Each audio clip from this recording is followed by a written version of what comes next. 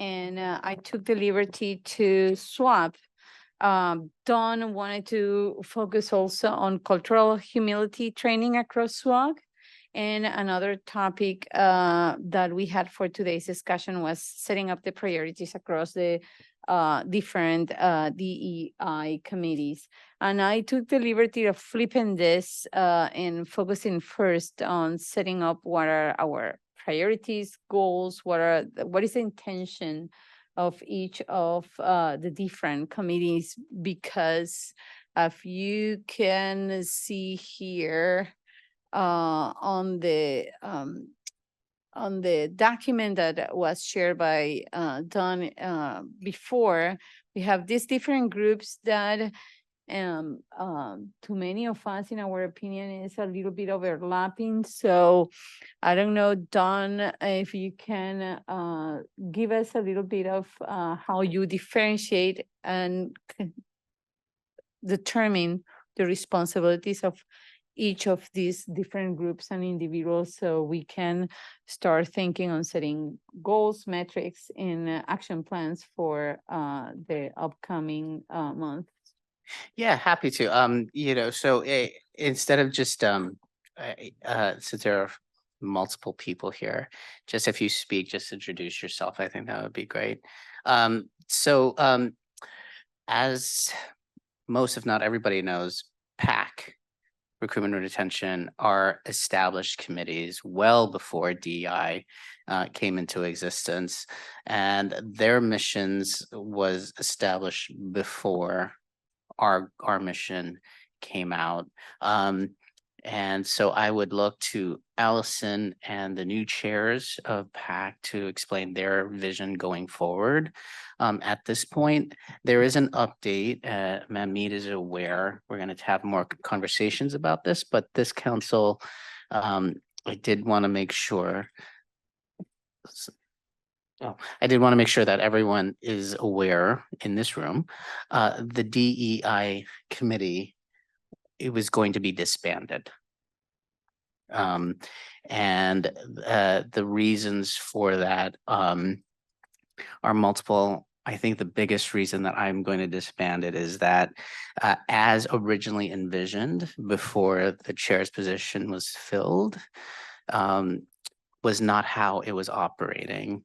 And I think there was still this sense of confusion as to mission, despite Manmeet and Dina's best efforts on that. But also Dina is stepping down because she got a promotion at Hopkins, and Manmeet has graciously agreed to step down as he is a working group chair for neuro-oncology. So it does give us an opportunity to restart the committee, and this council can help me figure out what we think they should be doing. Because again, this is a group process and I don't want to do this on our own.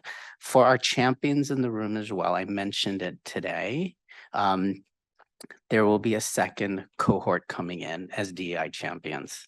And so I'm going to be actually looking at all of you and trying to get on your schedules to get your impression of what worked, what didn't work, what you think you would have liked to see, and what you think should be in place for this second group, whether it should be still committee-based work or trying to change workforce issues or address workforce issues within the SWOG. So committee agnostic versus committee-based. We did get funding though for the DI champions for the second group. So I'm anticipating roughly timeline is going to be a call for applications probably January or February, with an announcement in April of the new champions. Okay. So I don't know where you want to go with that. Whatsoever that this was pending. I'm a little confused, and as a member of the committee, there was not strong direction for that committee. And rather than disbanding it, it might make more sense for it to be modified going forward, rather than abandoning those people that had already put in their time and effort to participate in this committee. I just want to clarify something. This meeting is for this group. However, your question is addressing a different group, the entire, correct? That's So correct. We can have that conversation when the monitoring committee meets tomorrow. yeah, that's why I truly believe, Don, that it's important to again kind of explain to everybody here how you ambition to orchestrate these different groups, including the DEI Leadership Council, and how so we can best support you in this effort. Yeah, so like I said at the town hall, the Leadership Council is comprised of members to help me move us forward so that I'm not doing this on my own. I think that's really important. The reason why this is not a closed meeting is because I want transparency in what we talk about.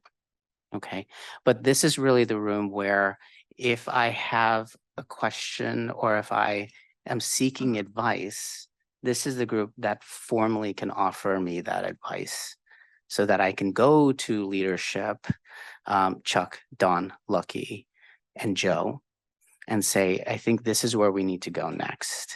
I think what Chris presented that ASCO is doing is inspirational. The one thing we have in common, though, is that the strategic plan moving forward is that DEI will not be its own pillar, much like ASCO's. DEI will be infused in everything that SWOG does. So we adopted the same thing. I forgot to mention that at the town hall.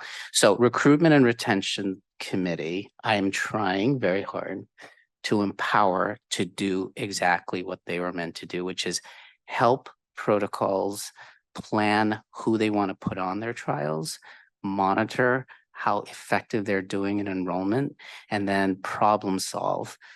And we are trying to do it not retroactively in response, but trying to do that proactively. And that does include enrollments and the diversity of that enrollment. And that is actually in the mission statement of RRC. So where, you know, and I will leave it at that because I think it's a huge gargantuan task that RRC has never been empowered to do before. But now that DEI is a pillar, I'm trying to empower them to do that. PAC, with its leadership present and incoming, is really, the way I see it, is that you're actually the engine of everything we're trying to do here. You keep investigators honest by bringing in that patient voice, and the diversity of that patient voice is what's going to help us build better trials. You know, the work of the PAC is critical. Whatever we think may be important for the PAC leadership to take back to their committee as far as DEI goes, this is where this leadership council can also help me. And I'm certain that, you know, Barbara and Anne Marie going forward, you know, they can take initiatives that they want to discuss here as well. So it's bidirectional.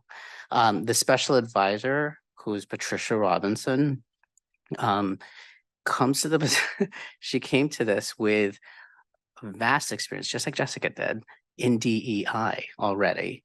So transitioning her role from fellow into an advisor made sense to me. And she has tasks that she wants to take on, the checklist for protocols, for committee chairs, working with stats to build out a dashboard. Those are concrete tasks that Patricia is leading, much like Rick is leading the membership survey and everything that comes along with that. The DEI champions we mentioned before, this first group, and I do want to hear from each of you, outside of this meeting. We're embedded in their committees to, I think, fair to say, to varying degrees of success. Okay. And that was a program that Allison and Rick really helped spearhead. So I think that's everything. So. So, sorry. So I just need to provide a little context because, oh, sorry, Rick Bangs, chair of the Patient Advocate Committee until Sunday. Okay, so I just want to make sure, because not everybody in the room is going to know this. All right, so the context in which this structure was developed was a grant from Genentech, originally through the Hope Foundation, and it was centered on patient participation in the clinical trials. Okay, so I want to make sure everybody understands the history and the logic for the structure. Okay, Don, when he was named to the role, Don was given carte blanche to do what he needed to do because he's in a brand new role. That role didn't exist. Okay, so that's the context in which this structure was developed. We need to talk about the structure that supports him in the much broader role, because we were narrowly focused, because that was what we were allowed to do within the grant. We may have had visions. We may have had visions for other things, but that was the context.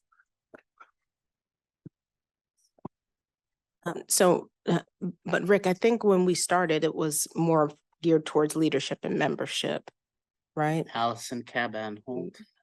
RRC chair, was it more? When we started the grant, no. The grant we submitted to the Hope Foundation that they pivoted to Genentech was purely on the patient participation. So if you think about I always think about three pillars for DEI. I think about the workforce, I think about the studies that we would do, and I think about patient participation. If we think about those three pillars, only one of those pillars were we ever empowered to do, right? We filled the slots with people who could help us with that, right? We had no, we were not, to use Don's word, empowered to touch the workforce or to touch the portfolio of studies that SWOG did, right? Don is empowered to do that. And so he needs a structure that supports that. I totally, this is Irene Tami. I'm the counsel and I am the School of Public Health at the University of Texas and with an adjunct position at MD Anderson Cancer Center. So this is also a suggestion that I have, and I concur with Rick. I think Don and others that we need to set up this structure based on these three pillars: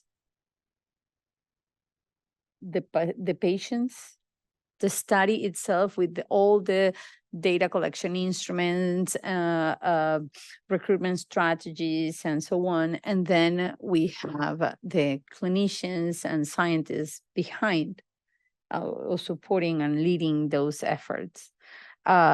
Because, and again, as I said it in the town hall, I think we need metrics. We need clear objectives for each. What are we planning to achieve with patients? What are we planning to achieve with the leadership and membership? What are we trying to achieve with the clinical trials? I think those are things that we must define. And I don't know, and I'm just watching at you right now, not necessarily just you, but how would you envision to support the DEI efforts within the PAC? Do you have that clear? And if not, again, say it, because we can all discuss, but I think this is the moment of transparency when we need to kind of get in agreement on what we think can be done in DEI. Can I ask one thing before we get started, though? Can we define DEI? Because I think that's also an area where, so we have diversity, equity, inclusion, and much of that work tends to be in workforce. Then there are also health disparities and health equity, which tend to be less connected to membership leadership. So I think as we go forward, we continue to mix these concepts in ways that make it more difficult on the back end to determine what each group does. So I just kind of want to make sure that I understand what is meant by diversity, equity, inclusion, and which of those pillars are diversity, equity, inclusion versus health equity, health disparities, patient advocacy, just other areas. I just want to make sure I am clear because I am confused at this moment. Well, Because this had been explained to me in a different way the way that by I Electra Pasquette, who I see as being an expert in this area. So I just want to make sure that we're clear, because that is also one of the things that we've been doing with the RRC, has been clarifying where do we want to work, where do we want to be effective, and the committee has made it clear that we do want to work in the area of representativeness of clinical trial participant pools. That is where we mainly want to work. But that was also based on getting the clarification. I know you were there that day when Electra gave us the rundown that we've been using DEI incorrectly. So I just want to make sure I understand where we all are kind of living and making sure. But if you have that understanding, why don't you share that with all of us and kind of we follow your lead in that? If you all, Yeah, if you all absolutely. agree, because maybe others have different Why don't you start the perspectives. conversation? Okay, I'll start. Yeah. So diversity, equity, inclusion, the way that I understand it has to do with who is in our workforce and the diversity of those people, and how, and to the extent that those people reflect the patient populations we're trying to reach. And of course, we have a difficulty matching those. The workforce often does not look like the people that they are serving. So that is where I understood diversity, equity, inclusion to live, as opposed to health disparities and determining why different types of participants or different categories of, distinct, categories of participants or patients end up with different outcomes, medical outcomes, even though they may potentially be from similar, come in with similar clinical metrics, versus health equity, which is making sure that people, patients, participants have equal access to whether it's clinical trials or medical care or other things, so that we can make sure that all different kinds of groups are getting equal access, and that the reasons why outcomes are different are not because they don't have access and equitable care. But that's my understanding. So I would please others chime in. So Barbara Segarra, Monday president, chair of the PAC. Pasquette is a icon, right? And she speaks a lot of things. But when I talk, I think if we could have a huge diversity in workforce and not have a diverse group of people participate in trials, right? The literature says that, yes, if we continue to have diverse workforce, because again, when I started Impact, my first question, how have Latino been impacted? Because you worry about your community, right? So it does make sense, right? But there are things we can control and things we cannot. And one of my question is, also, we have to even take another step. Who are the members of SWOG, right? Because if we want to have a diverse population, we have to go to centers or have more NCORPs or things that are in communities that we need to, that are affected by prostate, for example, right? So I think we have to look at who is part of SWOG. And even when we talk about, when we thinking about the trials that affect those communities, right? So it's what type of trials that Rick was mentioning and Irene was mentioning as well. But I think I also see, and it's a lot of the literature talks about diversity and inclusion of patients, right? When we talk about genetics, how less than 10% of Latinos and Black people have participated in these genetic studies, and we're creating a huge divide because now everything is precision medicine and things like that based on the data that it was done in European standard, right? So I see it a little different, right? I don't think DEI only in the workforce. I think it has to do with more. That will be my. Yeah, okay. So I heard through, I think Colmar, Electra's position, and I absolutely respect her position, but I tried to replicate what she was saying with Google Scholar, and I couldn't. Okay. What I found in Google Scholar was diversity, equity, and inclusion is an umbrella. Okay. It's not just about workforce. All right. But I think the bottom line here is if we agree that there are 3 components and we believe there's an umbrella, we have to decide what we're going to call each one. Okay. Now, if we choose and say diversity, equity, inclusion, that's workforce, that's the workforce box I mentioned. Okay, that's fine. What's the umbrella? What are the other 2 things called? And then we can have the deeper discussion on, well, what's the scope of that, right? Because we have an issue at SWOG, and this is not unusual. And our Pope Consulting folks said one of the first things you need to do is define diversity. What are the diversity dimensions you're worried about, right? We are not all on the same page there, either in this room or particularly outside this room, right?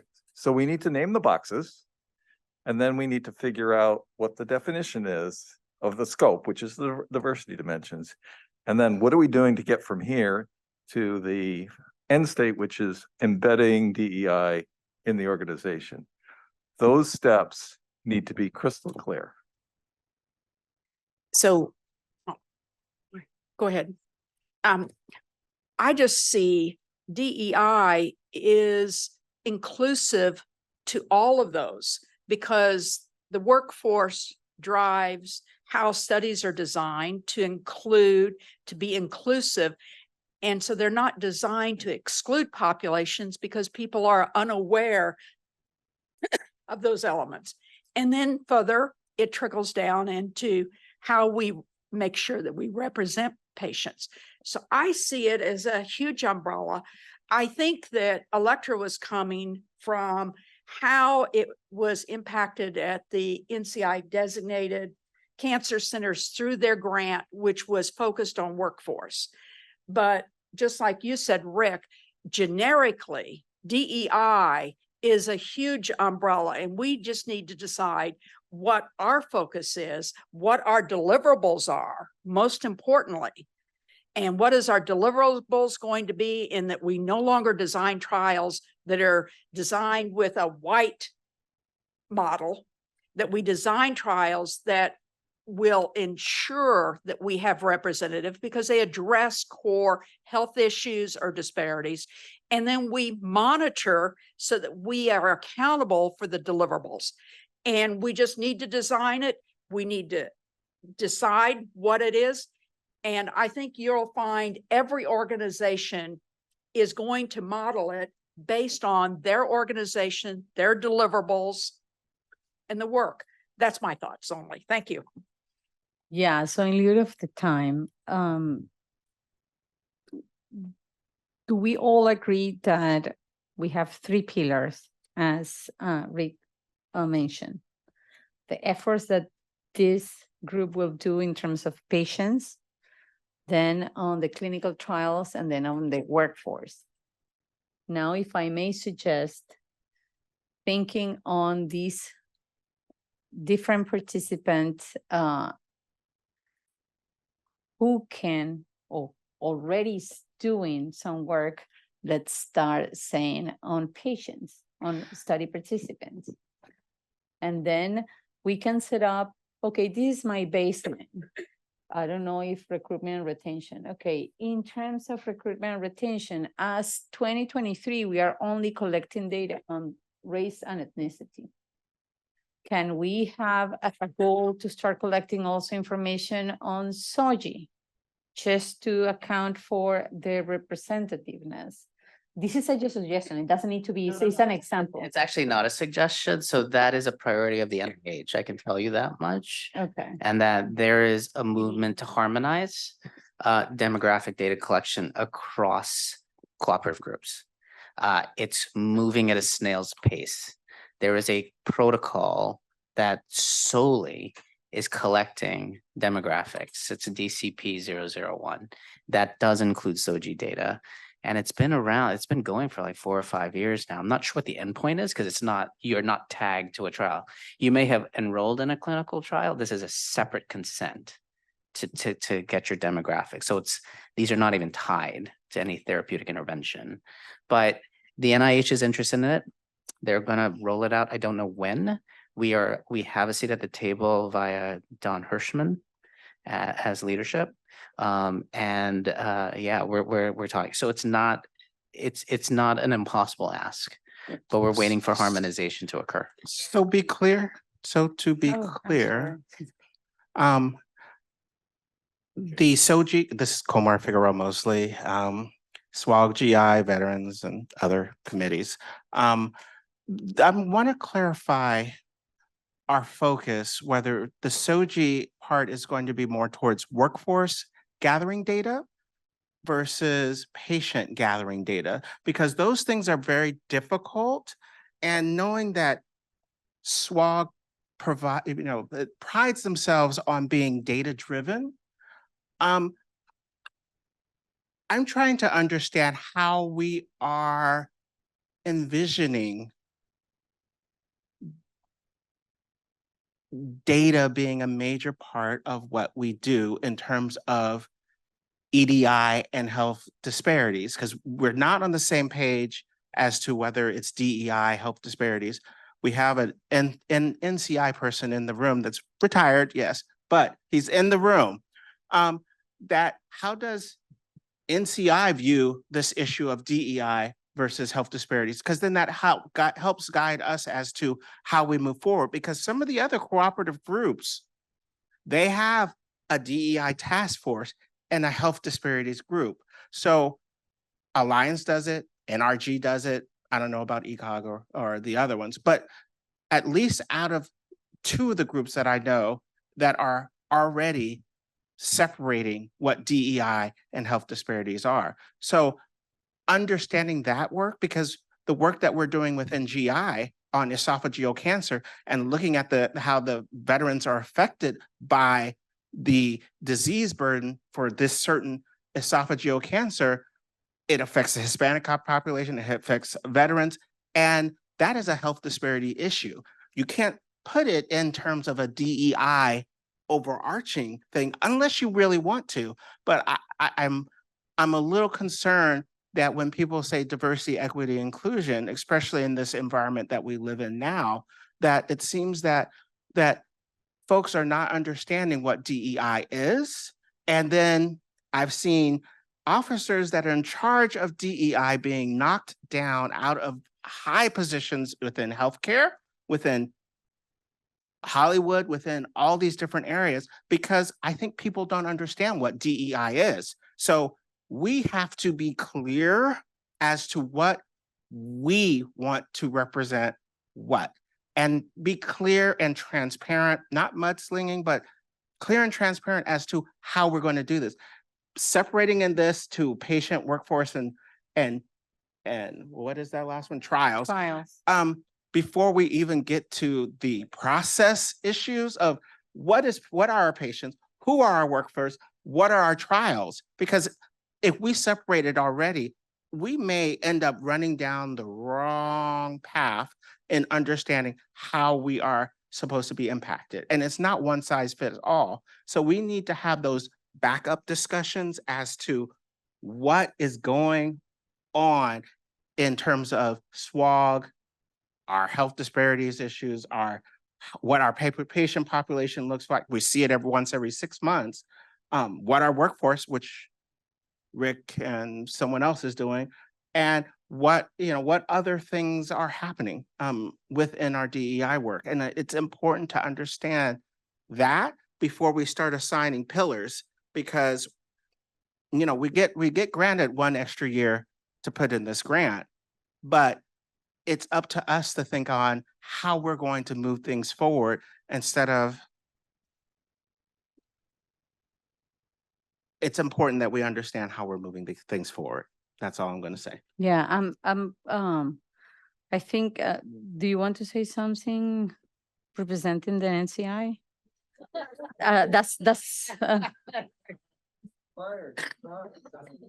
Well, based on his experience. Right, well, yeah, I'm glad you raised those issues and the fact that you wish for us to be able to distinguish these different. Oh. Yeah, there we go. So Bernard Parker, and retired NIH person since July 1st. So, you know, I wasn't actually assigned to work with that topic of DEI, although all of you, I'm sure, are very much comfortable and are able to define and distinguish DEI, health disparities, the very important topic of social determinants, and just to add to that, the recent project that NCI and various organizations are involved with, the National Cancer Project, I believe it's a National Cancer Project. Dr. Monica Bertinelli, who's the director of NCI. Oh yes, it's the National Cancer Plan, where the objective is to get everyone involved ultimately for the goal of, improving cancer treatment and improving the survival rates in cancer. But, I think that, you all pretty much understand the issues with regards to equity and disparities. These things are sort of, regrettably, they're sort of intertwined, and there's a long history of this. And so, and of course, it's various groups have been subjected to the inequities, and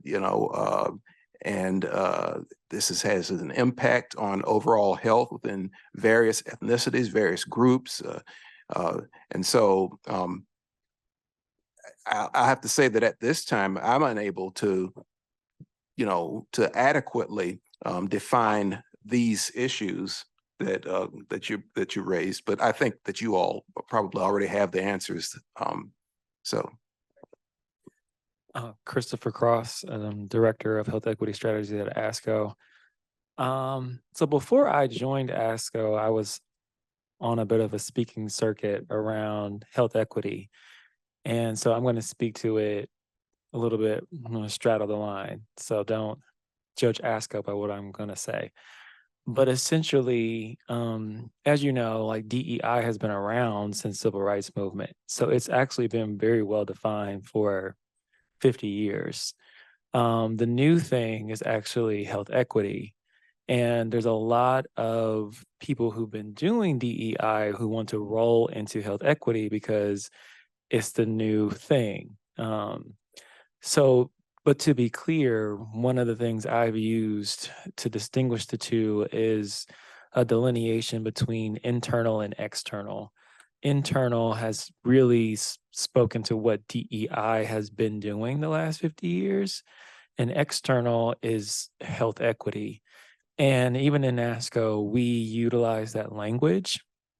We are sort of somewhat retooling it, but essentially, and even on my presentation, we said EDI was at the top of this graphic and is focused more on governance of ASCO, which is internal, right? And which is both our volunteers and our staff internally to the organization. And then healthcare equity, right, is further down, but that's focused externally on the through point is ultimately improving care with people with cancer and also our members who are external to the organization and how they do their work. So that's our understanding there and my expertise outside of ASCO. So can I just share some thoughts? Patricia Robinson. So, it pains me to say this because we always like to think we're younger than we are, but I actually have been practicing enough moons now where I was on the Health Disparities Committee for ASCO. which no longer exists, right? They changed the language, right? And it's now health equity, right? They refer to themselves as health equity. So now it's grandfathered into, because there wasn't that before, to your point, Mhm. right? And now we have HEOC, so the Health Equity Outcomes Committee. Okay. And yeah, Okay. And I was on the workforce working group, and part of the paper talking about ASCO's ideas about how to improve the workforce, which we've done absolutely nothing to do, right? Now, and it's not ASCO's fault, it's the reality of underrepresented in medicine. Okay. I was on the Health Disparities Committee for SWOG, which no longer exists.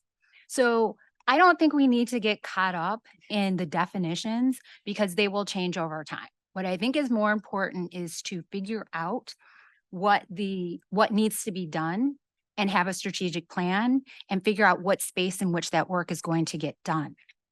And then once that is done, I agree for sure that workforce is one of them and health equity is another one. I'm not as clear as what the third, if maybe even a fourth one should be, but I think those two are very clear.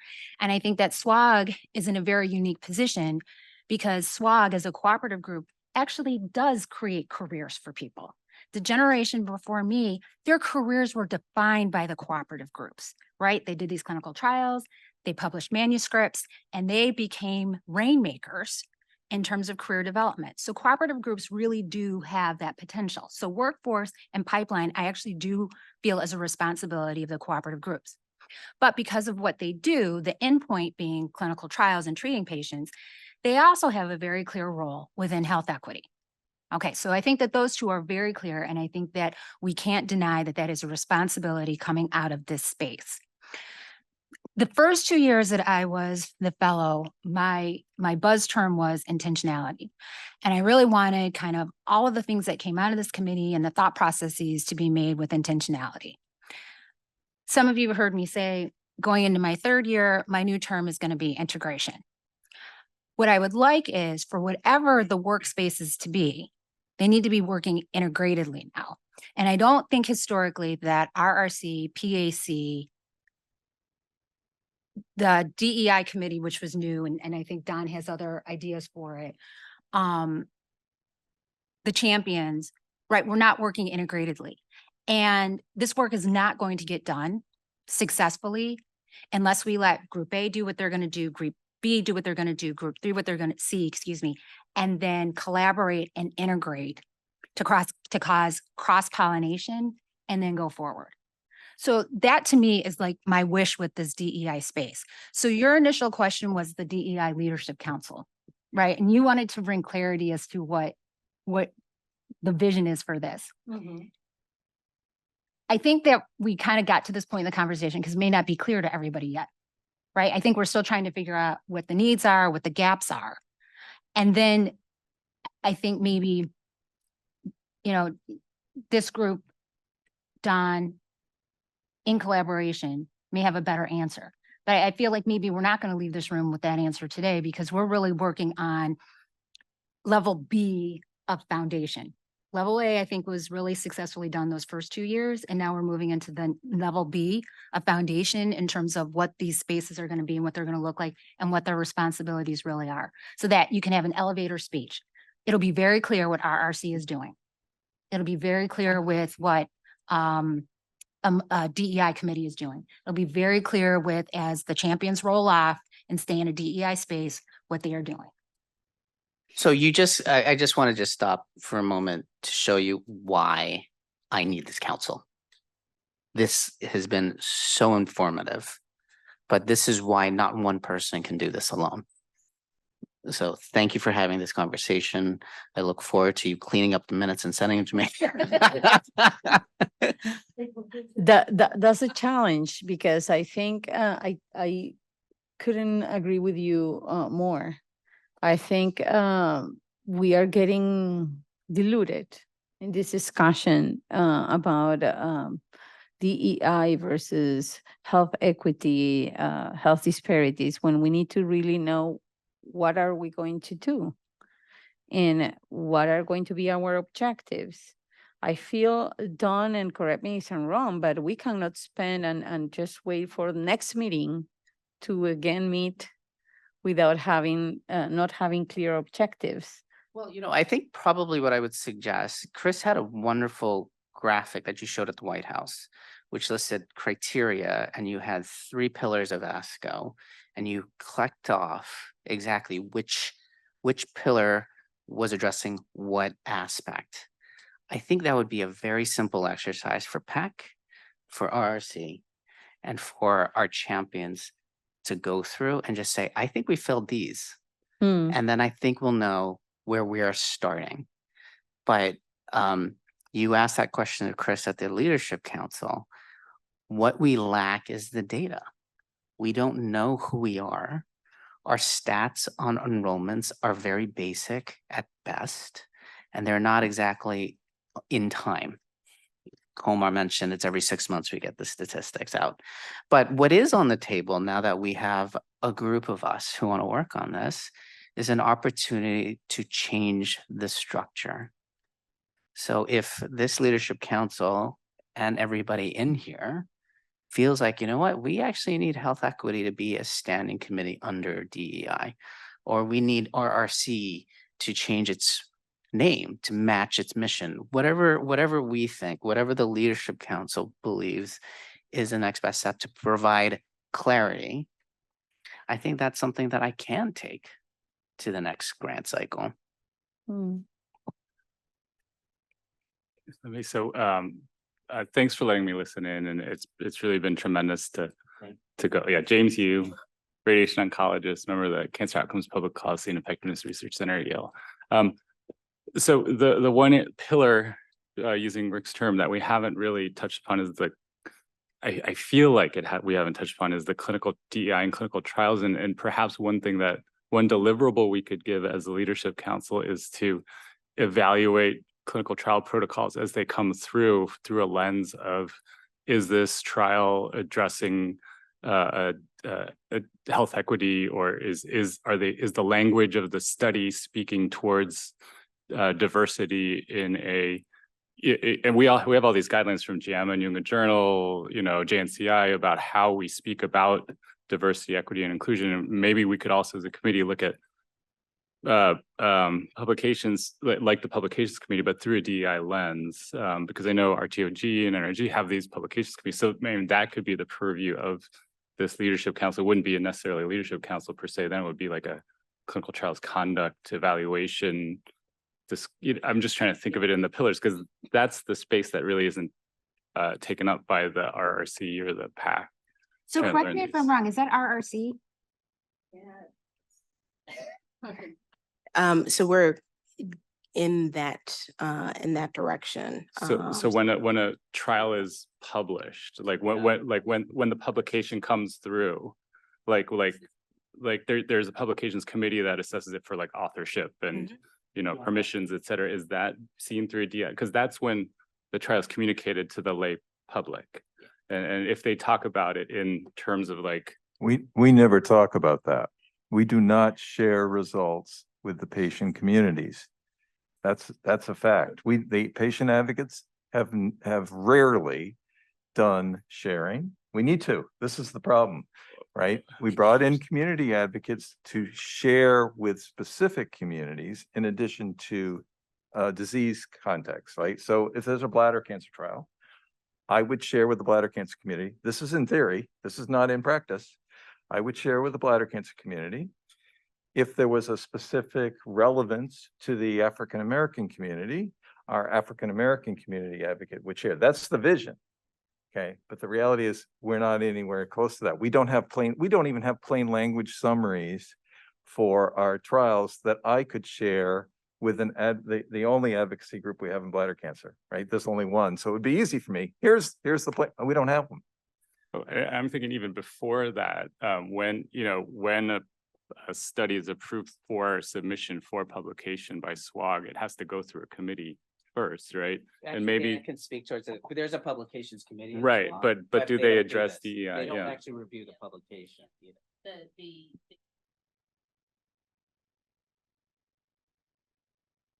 Right, and so maybe that's a way to integrate DEI within the work of the committee as well, because the way we speak about protocol results is important, rather than saying, I could see language, inadvertently blaming a population for a result or you know what I mean? Like we need to talk about results. Right, we need to talk about this before it gets to the.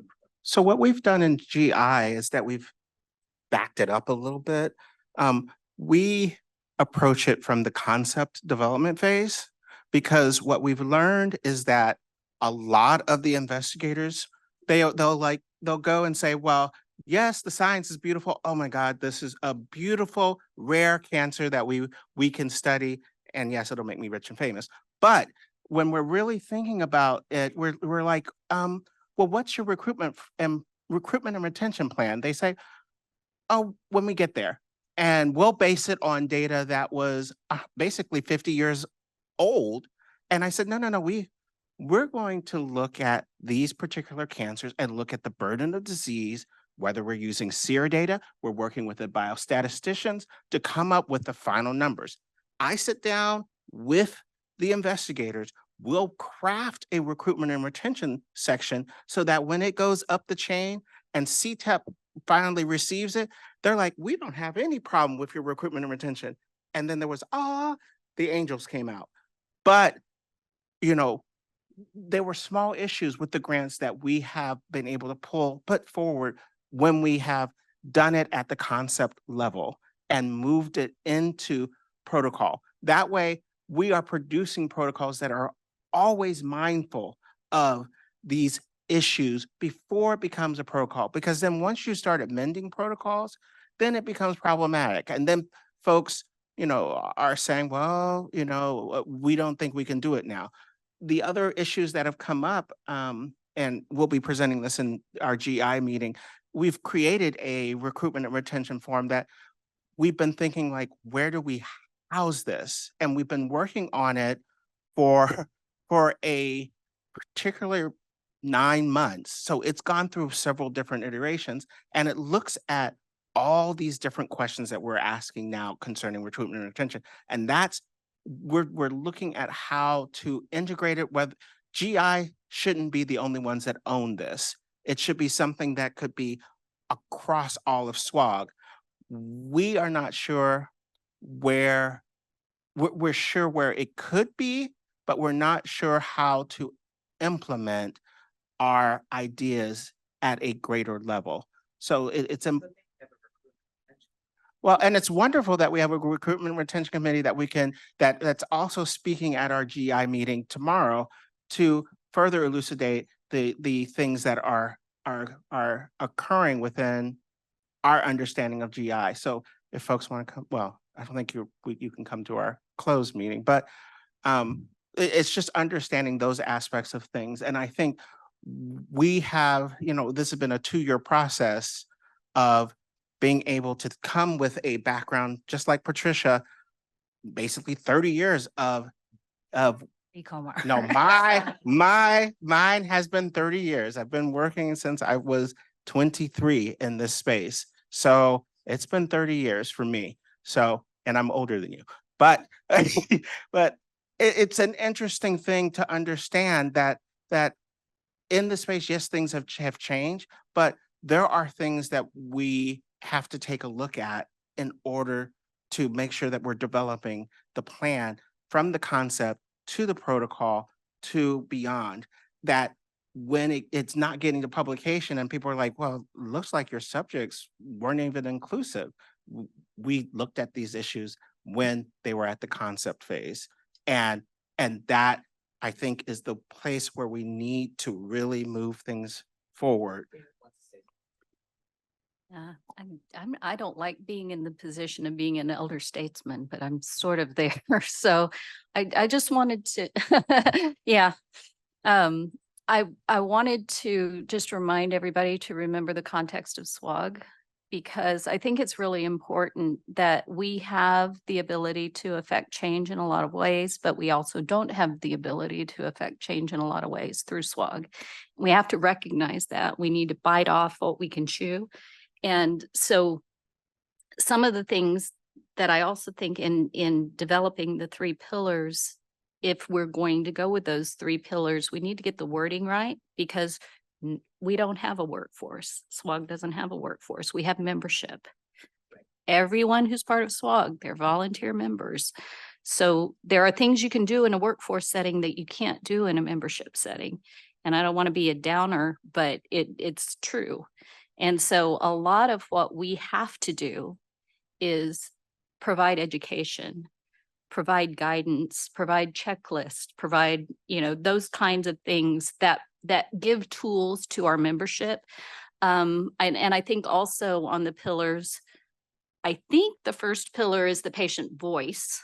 So we're really talking about advocacy there. So the patient representation on trials actually falls in the trials pillar, which also deals with a lot of additional pieces. So the eligibility on trials, the publication information on trials, monitoring the patient representation on trials. But I want to make sure that we're really talking about the same thing, because then you can go down a road where, oh, I thought we were doing that. Oh, I thought we were doing that. And then nobody's speaking the same language.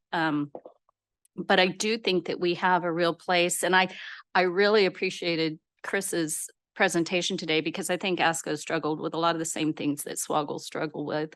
And taking some keys from their experience, I think will help us a lot, where I don't think we're in a position to be, it really is ASCO is the professional organization, where we are a research organization. So we don't have the capacity in the same context to be able to set professional goals for our members. I think we do have the ability to set research goals for our members. And so trying to think about the context of SWOG and putting our goals inside the SWOG context and not trying to reach beyond that is important. Yeah, I want to kind of remind that the meeting will be close to end, right? Yeah. Yeah, so before that, Rick mentioned something that it could be one of many goals that we could have as part of this group, to ask to the different trials leaders in those trials, scientists and clinicians participating, and is giving back to the community from where they are withdrawing the data. We publish scientifically, and I steal this from another investigator, but it's something that I will share with you. Every time that I complete a research effort, I create an infographic and I send it out to the community organizations in terms of smoking cessation among sexual and gender minority groups. I do that every time that I publish. Immediately, I'm creating an infographic with lay language saying, okay, these are the findings from the study that you participate in and help us. So I think, and I'm just putting this as an example, it doesn't need to be replicated, or it could be something else, but we need to have tangible outcomes from these 3 pillars that each of these different groups in the flow chart could accomplish. Just, we are not going to fix it in one row, in 1 year, but we could be slowly doing and changing the way of we do things to get more inclusive, diverse, and achieve health equity. So you wanted to say something?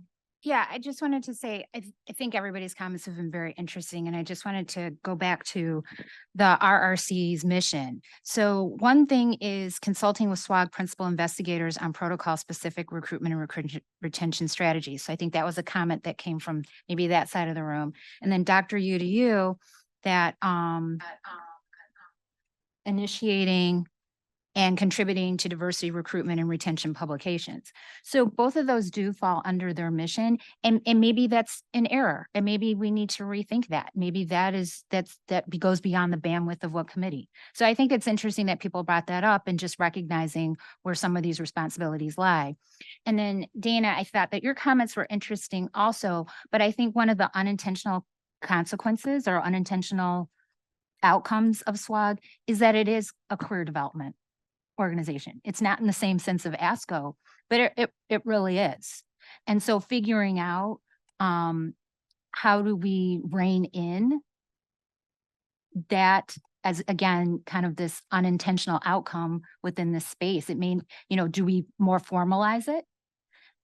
Or do we keep it informal, but recognize that it really is a career development tool? So I just want to link back to the first point that Patricia was making. All right, so if I link the work that Colmar has done as a DEI champion. I'm sorry? It's on. Okay, maybe I need to be closer. Okay, so I'm linking Patricia's first comment with Colmar's work and the RRC. Where does Colmar's work as a DEI champion fall in the structure? It seems to fall under the mission of RRC, but that's not where he sits. So am I misinterpreting the mission of the RRC? Because he's developing strategies and tactics relative to trials. He's like the person, it's like a patient advocate. He's embedded in the committee. He's working with study teams. He's developing strategies and tactics. He's the arms and legs around the DEI work. We can call it something else if we need to. All right. That's the mission of RRC as I understand it. All right. And so right now we have 5 of them. I don't know how many there are planned for 2024, right? Is it 5? Is it whatever? But are we going to get to a point where every study has that embedded into it? And what is the structure that's going to be needed to support that? Right? We need to get to that level of detail. We've got to have staff to do the work that aligns with mission.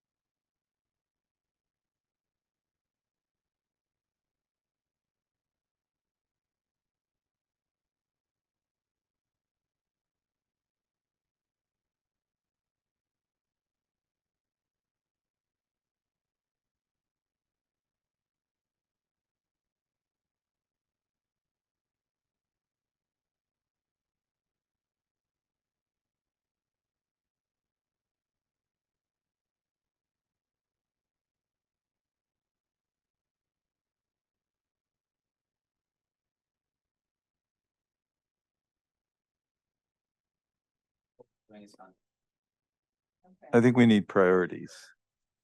Priorities or something. Right. So I think we need to put on the table, what are the specific actions that each of us believes needs to be done in each of the 3 pillars?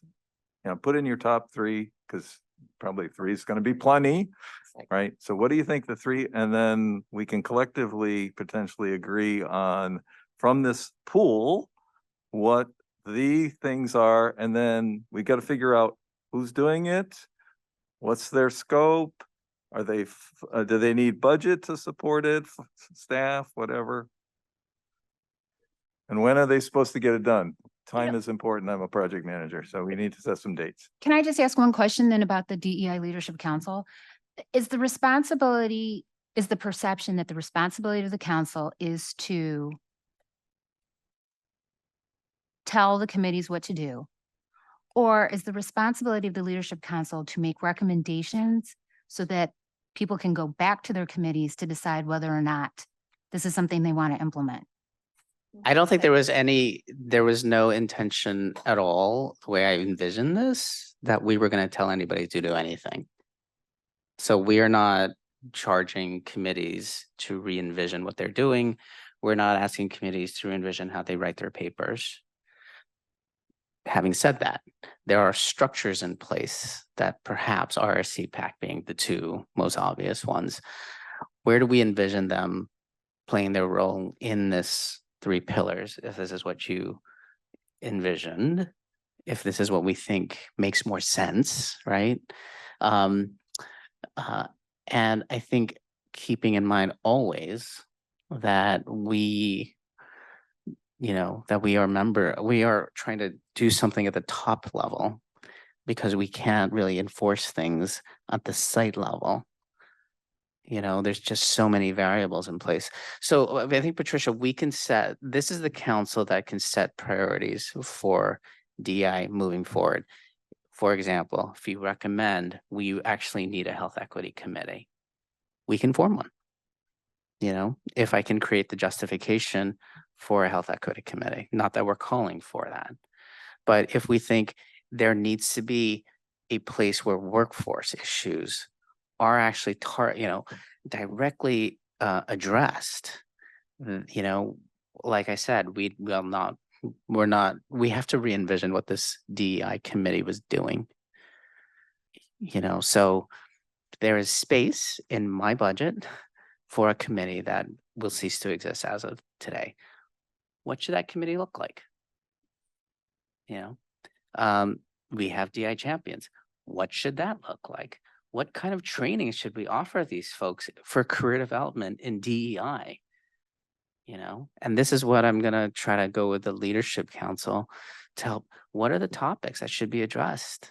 I mean, I feel kind of when I look back on the DEI Champions program, we actually didn't offer you any training in this, except module 6, which is amazing. But, there was a lot to learn. A lot of you came in with your own experiences, but it was sort of like, tell me what you can do. I think we can provide more structure, but I want to learn from the folks who did it. So that's what I think. This council is to help us think, how do we move this forward? How do we make it more sense? And if there's anything that this has accomplished, is that it needs to make more sense to the people in the room. That's a huge message to me. It's a huge message. So perhaps let's start there. How do we make this make more sense? Okay, here you go. Yeah, so, and I have not been involved in this process. I'm Hildy Dillon and I'm Vice Chair of the Patient Advocate Committee also until Sunday. But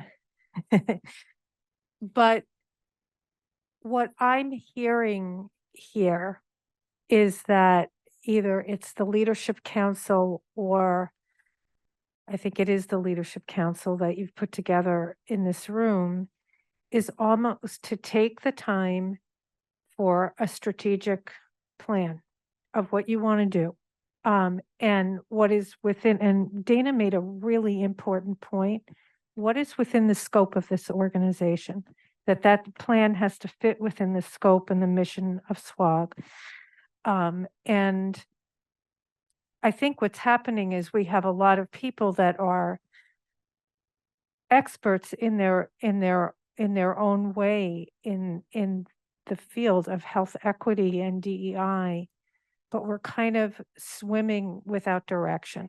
Okay, I think there's nobody in this room that doesn't think that it's important, but I think in order for you, and I understand why you're what are our objectives and what are our metrics? But you don't set objectives until you have a strategic direction and a plan. I mean, every organization and divisions within organizations, they have to go through that process so that you are not swimming without knowing where you want to go. And so because you'll have that way you can really define what you want to do over a period of time.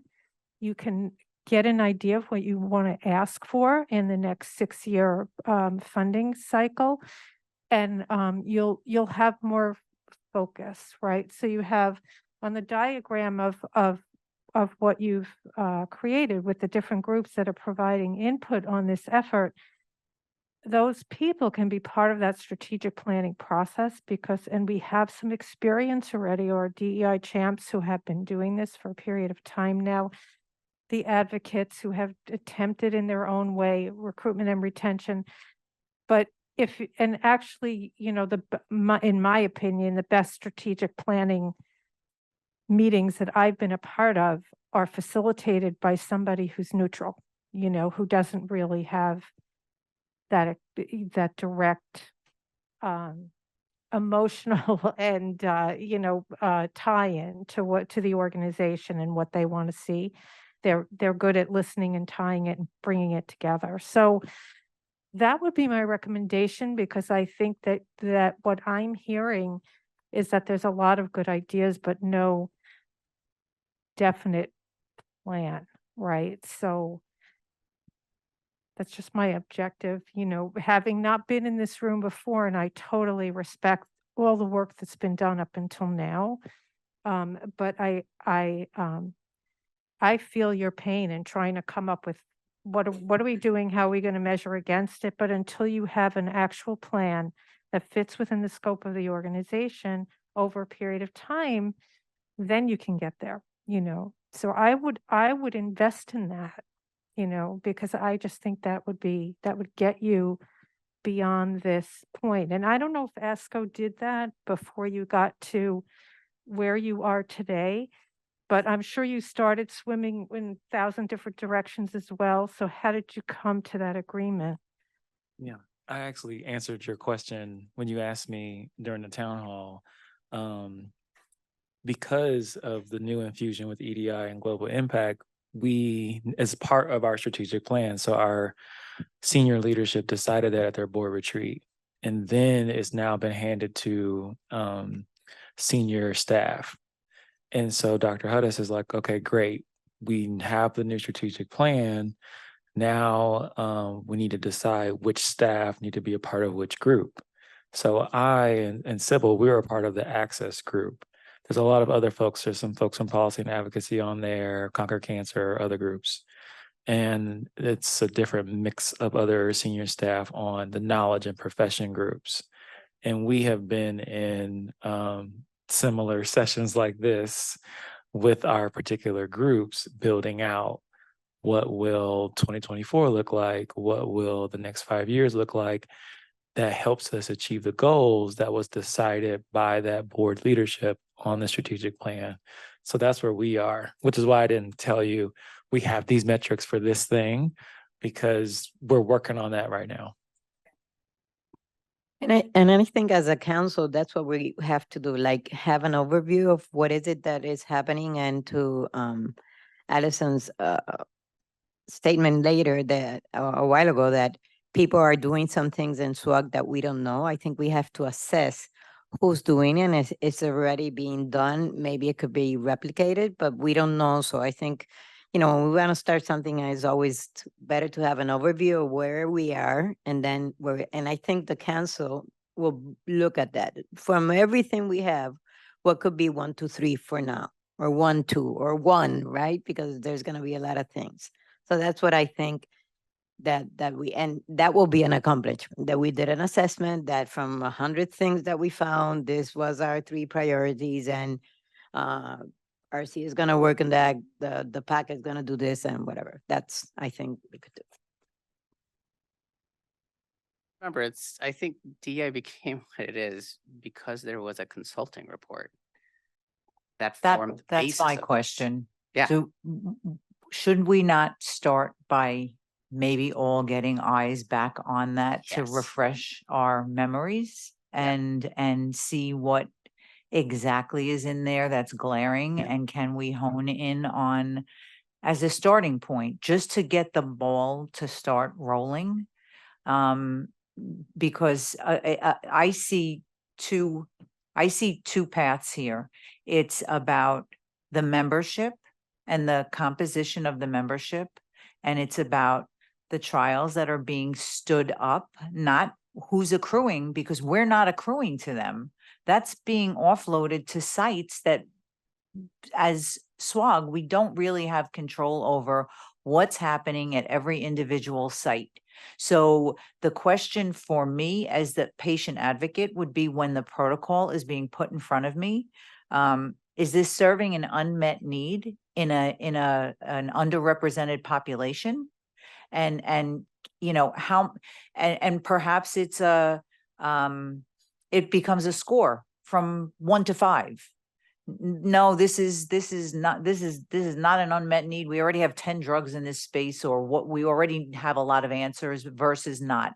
So in my mind, it's the people that are going on trial, and it's the membership of SWOG. But again, we can control what the trials look like. We can't control who's going on them, because they're not coming on through SWOG. They're coming on through what's happening at a site. But if we were doing the accrual planning and the diversity planning that the DEI champions are doing, we can influence who shows up. And I understand this thing's going to be out of our control. Okay, this is a fact. SWOG does not control the sites, but maybe it should. These are the kind of questions we can ask. So without a recruitment plan, and there's different words for it, but without something like that, then we're going to get what we get, and we're going to have to be happy with it. And we're today, historically, not really paying attention to how we're doing, right? We can change that. There's maybe some data floating around that would help us do that. But okay, so Anne-Marie, I completely agree with you. And I think that's why I love that Dr. Cross is here today, because we have to figure out how to integratively work with ASCO, because that is more boots on the ground, right? Because that's the medical society that the oncologists belong to. And I know that they put a lot of work into their ASCO ACCC materials. So we have to figure out how to leverage that relationship, right? And integrate the resources and manpower. I agree with Patricia on that. What we have noticed within the Veterans Committee is that we're running up against some regulatory issues. And I know ASCO is very good at confronting those regulatory issues. And so I think it's important that the relationship between SWOG and ASCO be somewhat better formalized so that we can address some of these issues. Because, you know, for the veterans, for recruitment and retention for veterans coming on clinical trials within the Veterans Administration, we put on 76% white, 22% Black, and then the rest is other, which does much better than some of the other groups. It's an untapped resource, a very the committee is going through its development, but we are being confronted with some regulatory issues that maybe ASCO could be very helpful in clearing a space so that we can actually be a productive group within SWOG to help with that aspect of recruitment and retention. I do think we need to close. Ali, would it help? So two things for concrete asks. Would it help the Leadership Council help create a vision, or to Hildy's point, a strategic outline? If I ask the committee chairs to send me their efforts in DEI that's ongoing currently, because I have to speak with them on Saturday. And the second thing I just think is important as an action item is that I think the Leadership Council should meet probably in a couple months. Can I just suggest that I think Anne-Marie was right on target. We've got the Pope report. I think the Leadership Council, the first thing they need to do is look at that report and we need to walk through it together. Because that's, I mean, we've hired consultants who do this work in hundreds of companies successfully. And it's sitting there on the shelf and we haven't executed a lot of the things that are in it.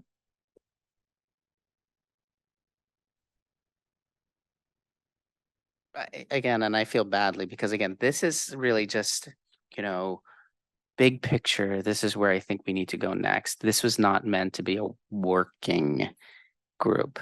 I would appreciate your help in doing what Hildy suggested. We just start out with, which is, what do we think? How can we present what we're doing in a way that makes sense to people currently?